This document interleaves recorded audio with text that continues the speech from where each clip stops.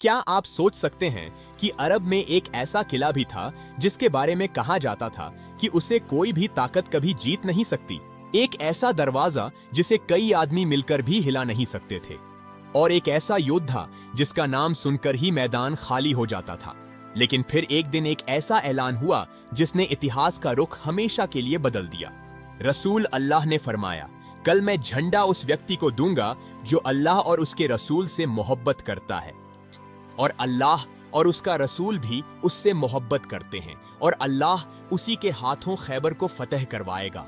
और फिर वह शख्स मैदान में आया जिसने न सिर्फ खैबर का घमंड तोड़ा बल्कि इतिहास में ऐसी मिसाल कायम कर दी जिसे दुनिया हमेशा याद रखेगी। पूरी कहानी। यह सन 7 हिजरी का समय था।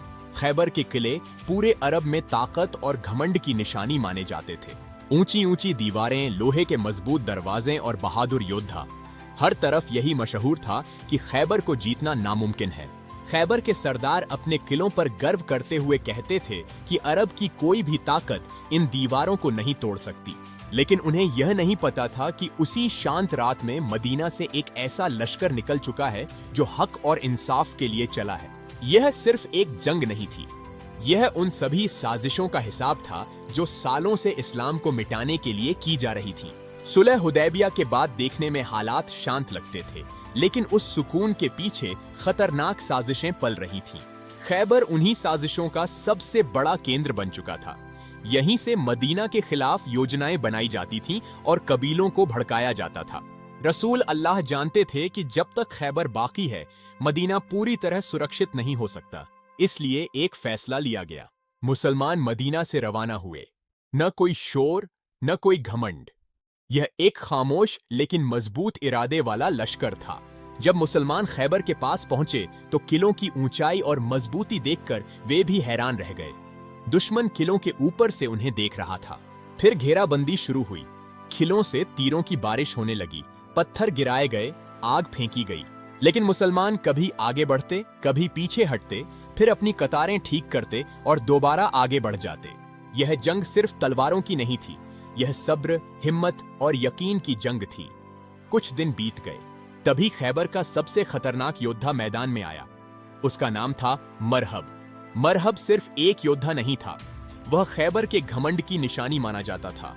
वह लोहे की जिरह पहने, सिर पर हेलमेट लगाए किले के दरवाजे के सामने आ खड़ा हुआ।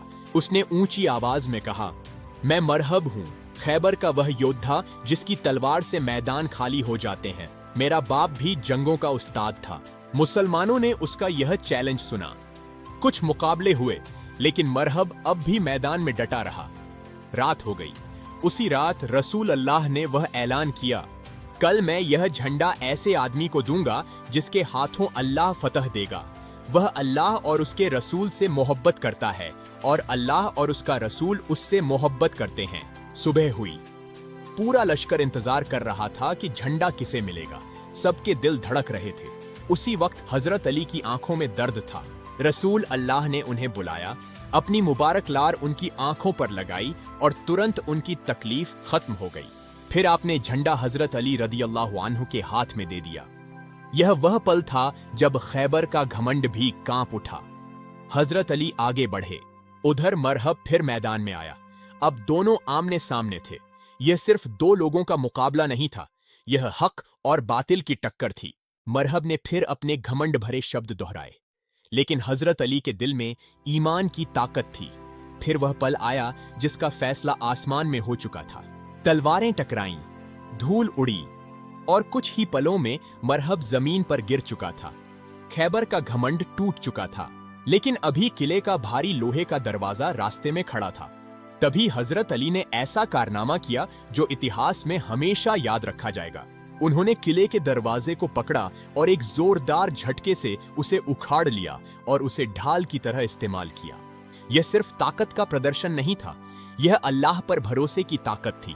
उसी दरवाजे की आड़ में मुसलमान किले के अंदर दाखिल हुए, और वह किला जिसे नामुमकिन समझा जाता था, आखिरकार फतह हो गया। खैबर की यह फतह सिर्फ एक सैन्य जीत नहीं थी, यह इंसाफ और किरदार की ऐसी मिसाल थी जिसे दुनिया हमेशा याद रखेगी। आज भी खैबर की कहानी हमें यह सिखाती है असली कामयाबी ताकत या संख्या में नहीं होती, बल्कि ईमान, सब्र और हिम्मत में होती है। और यही जंग आगे चलकर फतह मक्का की शुरुआत साबित हुई। आज भी खैबर की कहानी हमें यह सिखाती है कि असली कामयाबी ताकत या संख्या में नहीं होती, बल्कि ईमान, सब्र और हिम्मत में होती है।